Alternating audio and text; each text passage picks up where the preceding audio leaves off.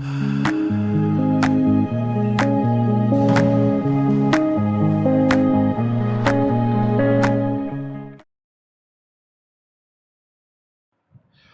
Back दोस्तों। जय श्री राम, जय Shri Krishna. After long time मैं ये वीडियो फिर से एक बार स्टॉक एनालिसिस के साथ आपके सामने हूँ। ये लॉन्ग टाइम इसके लिए मैं after a 1 month I am making this video, क्योंकि जो इस बीच का जो टाइम था, इस टाइम में मार्केट में एक ग्लोबल अनसर्टेनिटी बनी हुई थी, जिसके कारण कहीं न कहीं ये इंडिकेशन था जो मार्केट में अभी स्टॉक या इंडेक्स परफॉर्मेंस उतना हाई लेवल पे नहीं हो सकता, क्योंकि जो जो ट्रम्प बाबा का जो स्टेटमेंट आ रहा है, हर पल हर दिन कुछ ना कुछ स्टेटमेंट वो चेंज करते रहते हैं, और इसके लिए कहीं न कहीं एक ग्लोबल अनसर्टेनिटी थी। और मैं सही टाइम, सही अपॉर्चुनिटी का तलाश में था, जो अगर सही टाइम हो तो एक सही स्टॉक मैं अपने लिसनर के लिए लेके आऊं। और जो आज मैं स्टॉक का एनालिसिस करके लेके आया हूं, उसके लिए मेरे हिसाब से ये बिल्कुल सही टाइम है, सही अपॉर्चुनिटी है। आप इसका एनालिसिस करके अपने इन्वेस्टमेंट एडवाइजर से सलाह लेके आप अपने पोर्टफोलियो में ऐड करने का सोच सकते हैं। इसका क्यों सही टाइम है, क्यों राइट अपॉर्चुनिटी है, इसका आज के इस वीडियो में हम इसका एक fundamental analysis, complete fundamental analysis करेंगे। साथ में देखेंगे इस कंपनी का जो डेटा जो भी 1 जुलाई को आया था, उसमें कंपनी का क्या परफॉर्मेंस रहा है, और साथ में हम देखेंगे नेक्स्ट 4 to 5 ईयर्स में इस कंपनी का क्या स्टॉक प्राइस कहां तक ऊपर जा सकता है। हम 3 सिनेरियो का एनालिसिस करेंगे, जो अगर मार्केट में मंदी रही तो इसका प्राइस क्या हो सकता है, और साथ में अगर तेजी आती है तो इसका स्टॉक प्राइस कहां तक जा सकता है। चलिए हम शुरुआत करते हैं आज का वीडियो, और वो स्टॉक है टाटा मोटर्स व्हीकल। और इस स्टॉक के बारे में नो डाउट आप नाम से ही काफी इंप्रेस हुए होंगे। जो टाटा मोटर्स, जब टाटा का कोई स्टॉक आता है आपके सामने में, तो नो डाउट कहीं ना कहीं आपको फेथ होता है। और जो कंपनी का जो फाइनेंशियल एनालिसिस है, जो फाइनेंशियल स्टेटमेंट है, वो आपको कहीं ना कहीं इंडिकेट करेगा जो कंपनी अब कुछ कर रहा है। भले नो डाउट कंपनी 4 साल से कर रहा है, 5 साल से कर रहा है, लेकिन अब का जो परफॉर्मेंस है वो कहीं बेटर एंड बेटर वे में आपको देखने को मिलेगा। टाटा मोटर जो ग्रुप है, ये एक इंडिया का लीडिंग ब्रांड है। जब टाटा की बात करें तो नो डाउट आपको कहीं ना कहीं फेथ का अनुभव होता, कोई भी ब्रांड हो। और जहां तक पैसेंजर व्हीकल की बात है, ऑटोमोबाइल की बात है, नो डाउट इंडिया का एक लीडर सेगमेंट में आता है। जो इस कंपनी का जो ग्लोबल प्रेजेंस है, वो यूके हुआ, south Korea, south Africa, China, Brazil, और इसका ज्वाइंट वेंचर जो Jaguar land rover of UK और टाटा देवी ऑफ साउथ कोरिया है, ये इसका ज्वाइंट वेंचर कहीं ना कहीं बैलेंस शीट को काफी स्ट्रॉन्ग करते आपको दिखा होगा। और अगर इसका लास्ट 4 क्वार्टर 25-26 की बात करें, तो कंपनी ने एक काफी मासिव ग्रोथ आपको इसको सेल्स में as well as financial state में आपको दिखा होगा। ओवरऑल अगर फाइनेंशियल ईयर 25-26 की बात करें, तो पैसेंजर व्हीकल डोमेस्टिक सेल्स में कंपनी ने 14% ग्रोथ दर्ज किया था। वहीं पे इलेक्ट्रिक व्हीकल सेगमेंट में कंपनी ने एक इंप्रेसिव ग्रोथ शो करते हुए 43% ईयर ऑन ईयर ग्रोथ दर्ज हुआ था। Q4 फाइनेंशियल ईयर 26 की बात करें, उसमें पैसेंजर व्हीकल में टोटल वॉल्यूम जो ग्रो हुआ था वो 37% ईयर ऑन ईयर ग्रोथ हुआ था। उसमें 2 लाख यूनिट्स कंपनी ने रिकॉर्ड स्तर पे सेल्स दर्ज किया था। और ईवी सेगमेंट में ग्रोथ जो है वो 69% ईयर ऑन ईयर शो किया था। Q3 फाइनेंशियल ईयर 26 की बात करें, तो उसमें पैसेंजर व्हीकल टोटल वॉल्यूम जो है वो 23% ग्रो हुआ था। और ईयर ऑन ईयर अगर देखें, यूनिट्स में बात करें, तो 1,71,000 कंपनी ने सेल्स दर्ज किया था। ईवी वॉल्यूम है वो 49% ईयर ऑन ईयर ग्रोथ हुआ था। अगर हम करंट जो सेल्स डेटा 1 जुलाई को आया है ऑटोमोबाइल का, अगर आप उसको देखेंगे, तो आपको देखिए, आपको कहीं ना कहीं ये इंडिकेट करेगा जो कंपनी अब कुछ कर रहा है। नो डाउट कंपनी ऑलवेज कर रहा है, लेकिन जो इस क्वार्टर में, जो फर्स्ट क्वार्टर, जो अप्रैल मई जून का जो सेल्स डेटा आया है, अगर आप उसको अगर सही से एनालिसिस करेंगे तो आपको ये चीज मालूम होगा जो अभी शायद सही टाइम है, सही अपॉर्चुनिटी है, आप इस स्टॉक को एनालिसिस करें। अगर सेल्स का डेटा देखें तो लास्ट जो अप्रैल से जो ये फाइनेंशियल ईयर स्टार्ट हुआ है, अप्रैल हम अगर 26 और 25 को कंपेयर करेंगे तो अप्रैल 26 में कंपनी ने होल सेल्स मार्केट की बात कर रहा हूं, ईवी सेगमेंट में, इसमें 72% रिकॉर्ड सेल्स कंपनी ने इंक्रीज किया था। मई 26 की बात करें तो 85% सेल्स ग्रोथ हुआ है। जून 26 की बात करें तो कंपेयर टू 25, जहां पे 5,228 यूनिट्स ईवी का कंपनी ने होलसेल मार्केट में सेल्स किया था, वो बढ़ के 14,800, that is a 183% year on year sales growth company show किया है। क्या अभी भी आपको नहीं लग रहा है ये राइट टाइम है, राइट अपॉर्चुनिटी हो सकता है आप इस स्टॉक का एनालिसिस करें और अपने पोर्टफोलियो में इसको ऐड करने के लिए जरूर सोचें। अगर टोटल, अगर आप सेल्स फिगर को अगर कंपेयर करेंगे 25-26 से, तो जहां पे 25 में 32,167 यूनिट्स का सेल्स था, वो बढ़ के कहीं ना कहीं 61,398 यूनिट्स कंपनी ने रिकॉर्ड सेल्स दर्ज किया है, जो कि 91% कंपेयर टू फाइनेंशियल ईयर 25 है। और ये आपको शो कर रहा है जो ये सही टाइम है, सही अपॉर्चुनिटी है इस कंपनी का एनालिसिस करने का। और इंडिया का जो इलेक्ट्रिक पैसेंजर व्हीकल मार्केट में नो डाउट ये कंपनी एक तो लीडर है ही, साथ में जो अभी कंपनी ने लॉन्च किया है सीरा ईवीज, वो ओनली डिस्पैच जो किया है 14,800 यूनिट्स, टोटल ईवी की बात कर रहा हूं मैं, 14,800 यूनिट्स।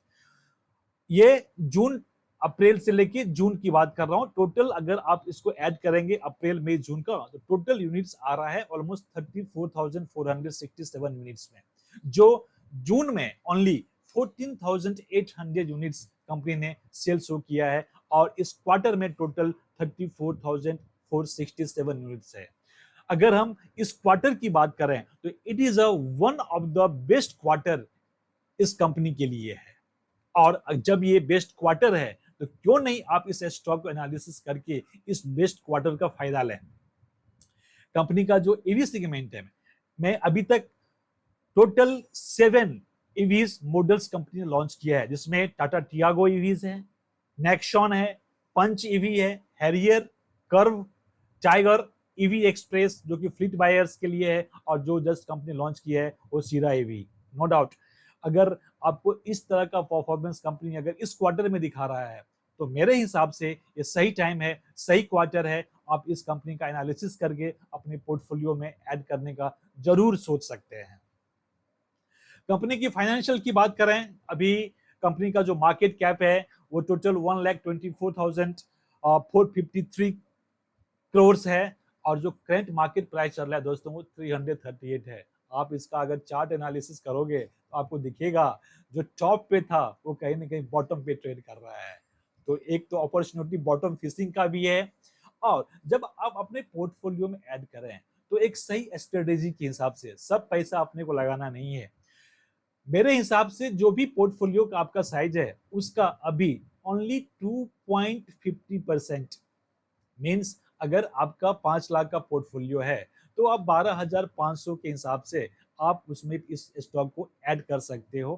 क्यों ओनली 2.5%? इसके लिए सेपरेट वीडियोस आएगा, जो मेरा एनालिसिस है, जो लॉन्ग टर्म के हिसाब से आप पोर्टफोलियो जब बनाते हैं तो उसमें 2.5% से फर्स्ट टाइम में आप ज्यादा कोई भी स्टॉक ऐड ना करें। चलिए कंपनी की सेल्स की बात करते हैं। तो 24 लास्ट 3 फाइनेंशियल ईयर का मैं लिया हूं, तो जो कि सेल्स 2024 में 4,34,000 था, वो 26 में 3,35,000 हुआ, जो कि आपको स्लाइटली कम होते हुए दिखेगा, क्योंकि जो ग्लोबल अनसर्टेनिटी के वजह से ये आपको सेल्स आपको कम होते हुए दिख रहा है। लेकिन साथ में अगर आप नेट प्रॉफिट की बात करें, जो 31,807 रुपीस था करोड़ में, वो बढ़ के कहीं ना कहीं 82,645 करोड़ रुपये हो गया। सोच सकते हैं कि ये ग्रोथ जो है ऑलमोस्ट मेरे ख्याल से 2.5x के आसपास है। और जब कंपनी नेट प्रॉफिट इतनी कमा रही है, कंपनी का एबिटा जो 30 जो जो जहाँ पे 57,809 करोड़ था, वो नो डाउट थोड़ा आपको कम होते हुए दिखेगा, वो 18,897 करोड़ था। और इसका मेन रीजन था कंपनी का जो बैलेंस शीट है, उसमें कहीं ना कहीं कंपनी के पास में लोन ज्यादा है। तो जो स्टॉक में अभी आपको थोड़ी सी गिरावट दिखी होगी, उसका कारण है डेब्ट। कंपनी के पास में लोन जो है, डेब्ट जो है, वो काफी मात्रा में है। और इसकी वजह से आपको मतलब ये अभी थोड़ा सा इंटरेस्ट पेमेंट का कंपनी के पास बर्डन है। और नेट प्रॉफिट में आपको एक हाईली जंप होते हुए इस स्टॉक का आपको दिखेगा। साथ में अगर हम ईपीएस की बात करें तो 24 पे जहां पे 94.47 पर रुपीस था, और 2026 में बढ़ के 224 के ऑन एन एवरेज अप्रोक्सीमेटली इसका ईपीएस हो गया है। डिविडेंड पेमेंट में अगर आप डिविडेंड पेमेंट के हिसाब से भी, डिविडेंड अर्निंग के हिसाब से भी इस स्टॉक को ऐड करना चाहते हैं, तो आप सोच सकते हैं जहां पे डिविडेंड 2024 में कंपनी ने 7 रुपीस दिया था और 25 में 8 रुपीस दिया। नो डाउट 26 में प्रॉफिटेबिलिटी के हिसाब से कंपनी ने इन्वेस्टमेंट करने का सोचा होगा, और इसके लिए डिविडेंड जो पेमेंट है वो ओनली 1 रुपीस पर शेयर कंपनी ने डिक्लेयर किया था। साथ में अगर हम तीन सिनेरियो की बात करें, जो अगर मार्केट में एक तेजी आई या स्टॉक में तेजी आई, तीन सिनेरियो में ले रहा हूं और कुछ एजम्पशन के साथ ले रहा हूं।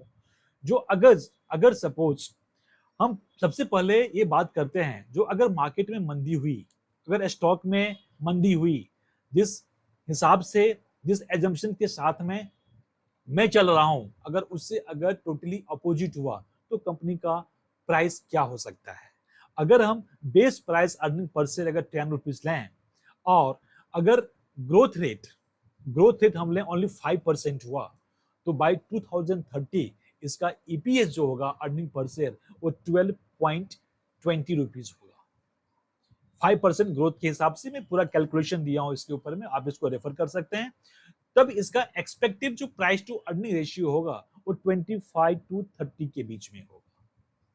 और जो इसके हिसाब से जो प्राइस टारगेट हुआ, वो लोअर बैंड पे आप ले लीजिए 300 रुपीज, और अपर बैंड पे आप 360 रुपीज के आसपास ले सकते हैं। जो प्राइस अभी 338 340 के आसपास चल रहा है, अगर बेयर केस भी हुआ तो भी आपको जो है सो ऑलमोस्ट 360 रुपीज के आसपास एक नॉर्मल रिटर्न जो है आपको ये स्टॉक दे सकता है। इन एक्सट्रीम बेयर केस की बात कर रहा हूं मैं। इसमें एजम्पशन जो मैं लिया हूं वो ईपीएस ग्रोथ ओनली 5% हो, इसका जो जगुआर लैंड रोवर है वो परफॉर्म ना करे, ईवी कंपटीशन जो इंक्रीज करे और कंपनी ईवी सेगमेंट में भी कुछ ना कर पाए, ये तब का केस है। अगर नॉर्मल बुल मार्केट हुआ, जिस तरह से नॉर्मल बुल मार्केट हुआ, उसमें अगर हम ईपीएस ग्रोथ की अगर 15% की बात करें सीएजीआर के हिसाब से, तो इसका ईपीएस बढ़ के जो अभी बेस है 10 का, तो अगर आप इसको 4 से अगर कंपाउंडेड वे में निकालोगे तो 17.5 रुपीज के आसपास इसका ईपीएस होगा। और जो एक्सपेक्टेड प्राइस टू अर्निंग होगा वो 35 टू 45 के रुपीज के आसपास। जो जो जो इसका प्राइस टारगेट होगा लोअर बैंड पे, वो 610 रुपया हो सकता है, ऑन लोअर साइड की बात कर रहा हूं मैं। अपर साइड में इसका प्राइस 790 रुपए तक जा सकता है। आप देख सकते हो यहाँ पे नॉर्मल बुल मार्केट में आपका जो 4 साल के ऑन एन एवरेज के हिसाब से आपका जो इन्वेस्टमेंट है वो डबल रिटर्न देने के लायक हो सकता है। इसमें जो एजम्पशन मैं लिया हूं, कंपनी का ईवी सेगमेंट काफी अच्छा करेगा। ईवी सेगमेंट प्रॉफिटेबिलिटी में हर क्वार्टर, हर फाइनेंशियल ईयर शो करना चाहिए। जेएलआर जो है मॉडरेट रिकवरी उसमें आपको होते हुए दिखे, और मार्जिन जो है वो ईपीएस ग्रोथ में 15% कंपाउंडेड एनुअल ग्रोथ रेट के हिसाब से हो। अगर बुल मार्केट की बात करें, अगर हम देखें जो बुल मार्केट में अगर ये स्टॉक कैसा परफॉर्म कर सकता है, तो आपको टोटल कैलकुलेशन में जो शो कर रहा हूं उसमें जो लोअर बैंड पे इसका प्राइस हो सकता है वो 1200 रुपया तक जा सकता है। हाँ जी, 1200 रुपया तक लोअर बैंड के हिसाब से 1200 रुपये तक प्राइस इसका आपको होते हुए दिखेगा बाय द एंड ऑफ 2030। और अपर बैंड में इसका प्राइस 1560 रुपये तक जा सकता है, जो यहाँ से ऑलमोस्ट 4 to 5x। और मैं बुल मार्केट के लिए इस स्टॉक के लिए काफी ही पॉजिटिव हूँ, काफी ही ऑप्टिमिस्ट हूँ, जो आने वाले दिन में ये स्टॉक अच्छा परफॉर्म करते हुए आपको दिखेगा। नो डाउट 1200 से लेके 1500 रुपए का आप एक रेंज रख सकते हो इस प्राइस का। जो मेरा इसमें एजम्पशन है वो स्ट्रॉन्ग ईबी प्रॉफिटेबिलिटी, जिस तरह से कंपनी मैं आपको लास्ट स्लाइड में दिखाया हूं, जो सेल्स ग्रोथ दर्ज किया है, इस तरह का अगर सेल्स होते हुए दिखेगा, नो डाउट प्रॉफिटेबिलिटी आपको आते हुए दिखेगा। जेएलआर जो है इसका स्ट्रॉन्ग रिकवरी उसमें हो और एपीएस ग्रोथ जो है 25% के हिसाब से हो, तो आपको ये 1200 से 1560 रुपए तक प्राइस होते हुए दिख सकता है। और इस वीडियो का अभी जो लाने का जो मेरा मेन मकसद था, जो कंपनी का जो लास्ट दिस क्वार्टर का जो आपने सेल्स डेटा देखा है, वो कहीं न कहीं अपने को इंडिकेट कर रहा है, मजबूर कर रहा है, जो अब ये स्टॉक का सही टाइम आ गया है। आप इसको एनालिसिस करके अपने इन्वेस्टमेंट एडवाइजर से सलाह जरूर लें इन्वेस्टमेंट से पहले, क्योंकि वो इन्वेस्टमेंट एडवाइजर्स वो बंदा है जो आपके ऑब्जेक्टिव और रिस्क एपेटाइट को अच्छी तरह जानता है। इसके लिए आप इन्वेस्टमेंट एडवाइजर से जरूर सलाह लें। ये मेरा जो वीडियो है केवल एजुकेशनल पर्पस के लिए है, और आप जाके अपना खुद का एनालिसिस करें, इन्वेस्टमेंट एडवाइजर से जरूर सलाह लें आप, फिर बाद में आप स्टॉक का एनालिसिस करके आप अपने पोर्टफोलियो में ऐड करने का सोच सकते हैं। Thank you so much. हम मिलते हैं नेक्स्ट वीडियो में बहुत ही जल्द। टिल देन, जय श्री कृष्णा, जय श्री राम।